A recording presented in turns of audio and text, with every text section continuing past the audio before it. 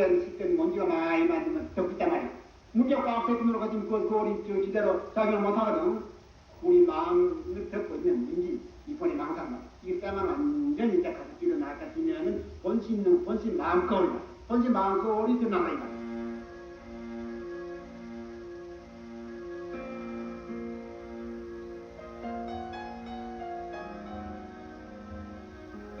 평생 엄격한 수행과 청빈의 삶을 살며 이 시대에 장훈 죽비를 내려주셨던 가야산의 하나님 성철 큰 스님. 스님은 지금으로부터 곧 100년 전 1912년 음력 2월 19일 경남 산천군 단성면 봉리에서 태어났다. 속명 이영주.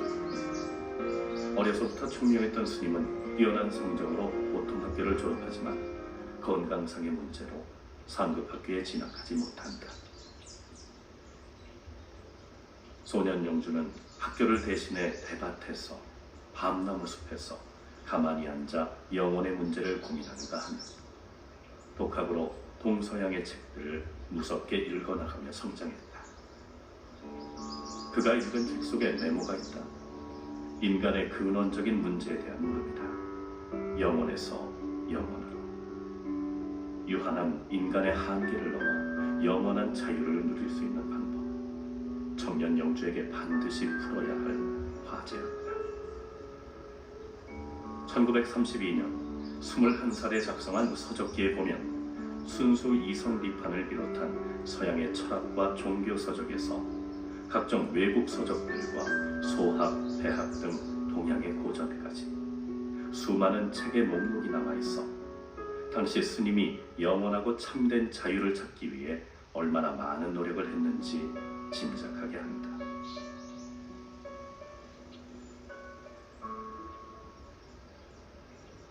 그러나 그토록 방대한 독서와 공부에도 불구하고 자신의 답을 구하지 못한 청년 영주는 우연히 한 스님에게 증도가를 얻어 읽고 해원사로 향한다. 불교의 화두 참선에서 마침내 길을 찾은 것이다. 그 후 본격적인 화두 참선을 위해 해인사로 옮겨가게 되고 당시 백년암에 머물고 계셨던 당대의 선지식 동산 큰 스님은 청년 영주를 만나자마자 한눈에 큰 그릇임을 알아보고 퇴설당 선방에 자리를 마련해 주셨다. 그리고 1936년 3월 동산 큰 스님을 은사로 계를 받게 된다. 이영주라는 속인의 옷을 벗고 성철이라는 법명으로 진리를 향한 부도의 길을 출발한 것이다. 그때부터 성철 스님은 용성 스님에서 동산 스님을 거쳐 성철 스님으로 이어지는 한국 불교계의 거대한 선맥을 잇게 된다. 그 후 참선으로 진리의 문을 열리라는 원을 세우고 대장정의 첫 발을 놓은 곳이 범어사의 금어선, 이후 운부왕, 금강산 마하연 등을 거쳐 마침내 동화사 금단성원.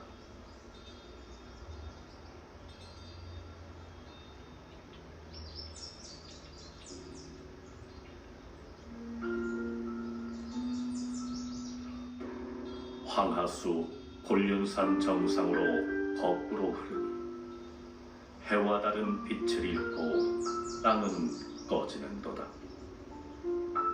문득 한번 웃고 머리를 돌려서니 청사는 예대로 흰 구름 속에 섰네. 출가한 지 4년. 스님은 29의 나이에 깨달음을 얻어 오도성을 읊으셨다.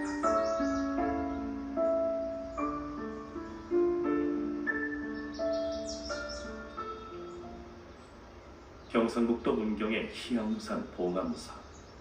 일제에 의해 짓밟힌 한국 불교를 되살리고자 큰 스님을 중심으로 젊은 수자들이 모였다. 봉암사 결사가 그것이다. 큰 스님께서 친히 쓰신 공주 규약은 봉암사에서 함께 생활하는 납자들이라면 반드시 지켜야 했던 엄격한 약속이었다. 부처님 법대로 살아가기 위한 실천 궁행이었다. 한국 불교의 본 모습을 되찾기 위한 큰 스님의 노력은 가사 정삼 또한 새롭게 정비했다. 그 예로 공주 규약에는 가사는 삼배와 무명의 하나며 이를 회색으로 한다고 분명히 해두고 있다. 오늘날 우리 불교가 간직하고 있는 모든 예법과 형식은 그 시절 봉암사 결사의 산물이라고 해도 과언이 아니다. 봉암사 결사에는 훗날 한국 불교를 이끄는 큰 스님들이 되신 20여 명의 스님들이 함께 하셨다. 그리고 봉암사 결사 3년째 6.25 전쟁이 시작된다. 스님들은 봉암사를 떠나야만 했고 성철 스님은 홍영의 천재굴로 거처를 옮겼다. 부처님 법대로 살기를 결의하며 봉암사 결사를 주도했던 두 분의 걸출한 선승, 성철 큰 스님과 청담 큰 스님. 전쟁이 끝나고 불교 정화가 한창일 때 청담 스님은 선두에 서서 불교 외형의 정화에 애쓰셨고 성철 스님은 내면의 정화를 준비하고 계십니다.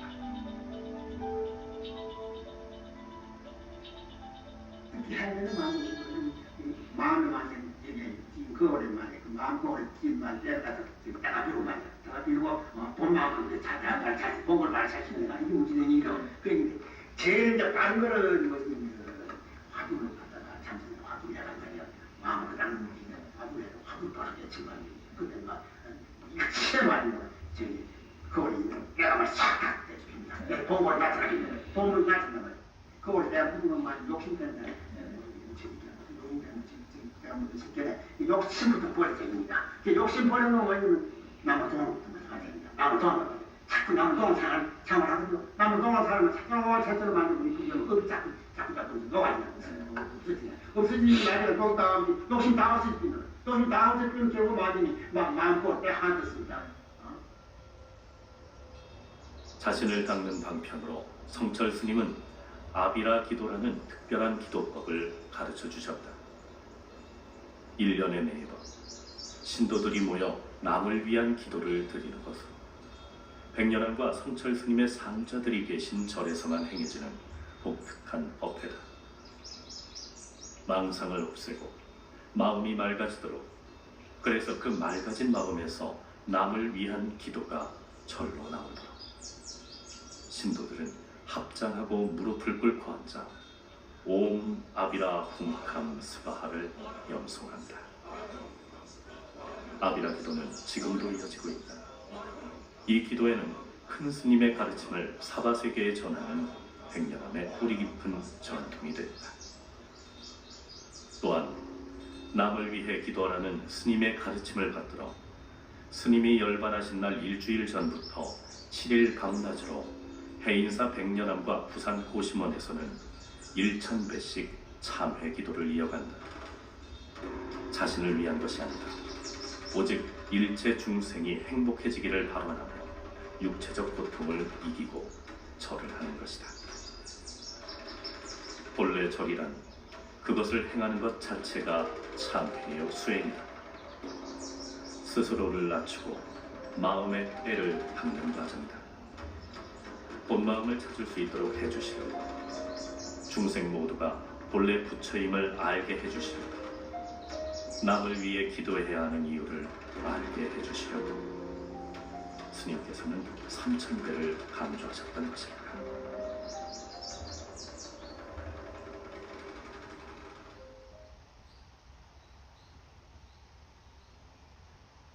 대구 팔공산 하계사 성전암으로 옮긴 성철 스님은 불교 정화의 소용돌이를 뒤로 한 채 스스로 철조망을 치고 공부불출을 시작한다. 최신 과학 지식 등 현대 학문의 성과를 확인하고 다양한 외국 잡지들을 두루 섭렵하며 현대인들에게 제대로 불교를 알릴 방법을 모색하는 등 현장에서의 정화가 아니라 한국 불교계의 내부 개혁을 완성하기 위해 기나긴 준비의 시간에 들어간 것이다. 그리고 10년이 흘렀다. 철조망을 거두고 나오신 성철 스님은 김용사에서 당신의 사자후를 퍼내내기 시작했다. 대학생 불교연합회 회원들을 포함한 사부 대중에게 20일 동안 아인슈타인의 상대성 이론을 비유로 들어가며 불교의 근본 사상은 중도라는 설법을 하신 것이다. 이후 도반이신 자운 스님의 초청으로 해인사의 백년암으로 옮기신 성철 큰 스님은 1967년 종단 최초로 설립된 해인 총림의 초대 방장에 추대된다. 그리고 그해 겨울 해인사 대적광전에서는 그 유명한 백일 법문이 이어졌다.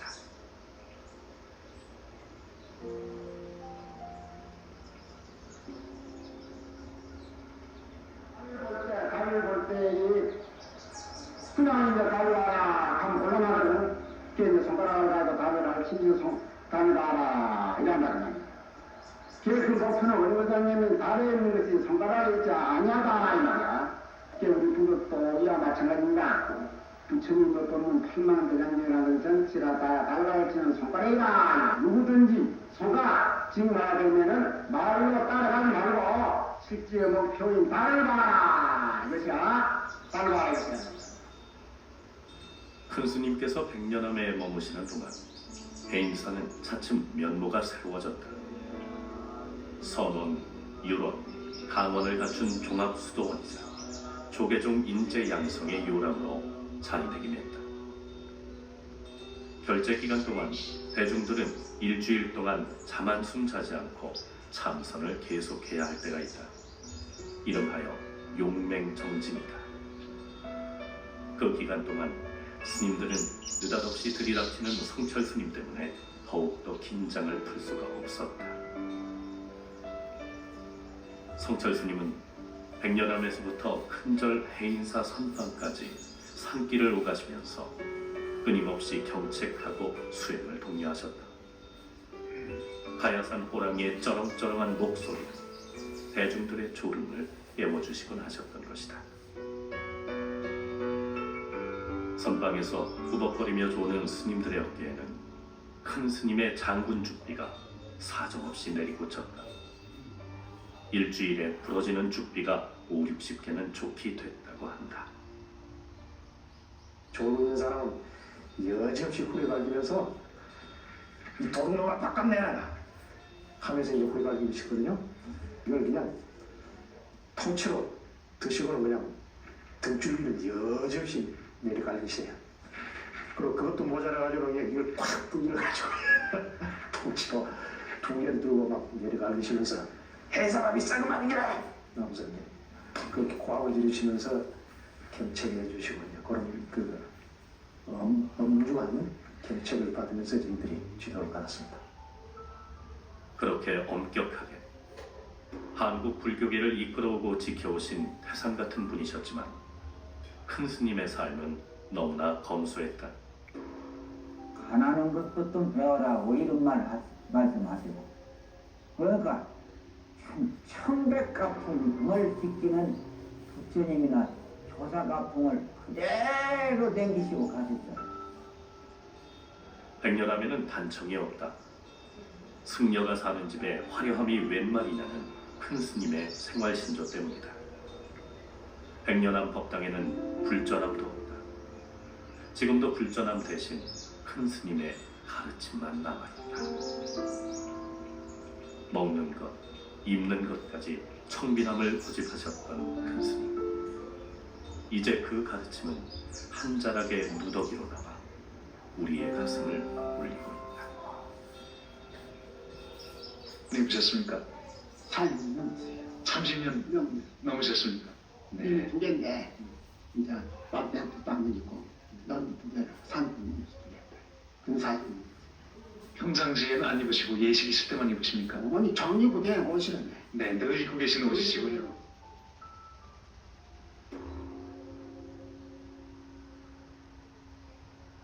한국 불교는 또 한 차례 진통을 겪어야 했다. 1980년 12.7 법난이었다. 그때 한국 불교가 선택한 분이 큰 스님이었다.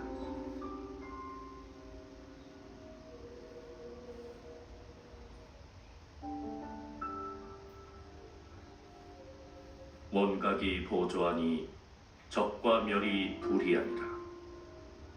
보이는 만물은 관음이요 들리는 소리는 묘음이라.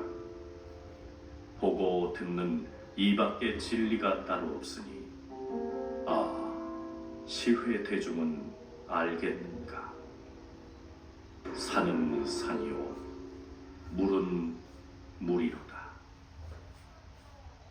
자신의 이름을 빌려주어서 불교가 중흥한다면 기꺼이 응하시겠다며 종정직을 수락하신 것이다. 실제로 내가 움직이면 안 돼. 그래서 그런 거야. 나 뭐지 저기 안 움직이는 그런 거 있잖아. 이름을 움직이라지 모르면 몸은 안 움직이나. 움직이면 안 돼. 내가 독단적으로 위해서 나왔지. 네, 물론 안 해. 진짜. 개인도 그래서 내가 좋은 이게 있더라 해서 독단적으로 했어. 한편 큰 스님께서는 선종 사상도 새롭게 정립했다. 800년 전통의 도노 점수를 비판하고 육조 해능 스님 이래로 내려온 선종의 근본은 도노 돈수임을 밝힌 것이다. 한국 불교는 그 혁명적 전환을 위해 1993년 10월 해인사에서 도노 돈수 사상을 주제로 한 국제 학술 대회를 가졌다. 세계의 학자들이 모여 열띤 토론을 벌인 이 행사는 큰 스님의 사상에 대한 국제적 관심을 여실히 드러냈으며 한국 선종사에도 획기적인 의미를 남겼다. 이 행사를 마친 지 한 달 남짓 큰 스님께서는 열반에 드셨다. 엄납 58세, 세수 82세. 큰 스님께서는 그렇게 우리 곁을 떠나셨다. 세간에서 출세한 것, 그리고 마침내 생사를 벗어나 정면에 드신 큰 스님. 큰 스님의 법구는 평생을 주석하신 해인사 퇴설당을 거쳐 일주문 밖에 마련된 연화대를 향하셨다. 그날 퇴설당 위로 새떼가 나 합의장에서는 낙엽들이 쏟아져 내렸다고 한다. 육신의 옷을 벗으신 그 자리에 남겨진 오색 영롱한 살이. 큰 스님의 법구에서는 100여가가 넘는 사리가 수습된다. 진리를 향한 철저한 구도자가 사바 대중들에게는 진리의 달을 가리키는 손가락으로 커다란 족적을 남기고 떠나신 큰 스님. 큰 스님의 가르침은 지금도 이 사바 세계를 울리고 있다.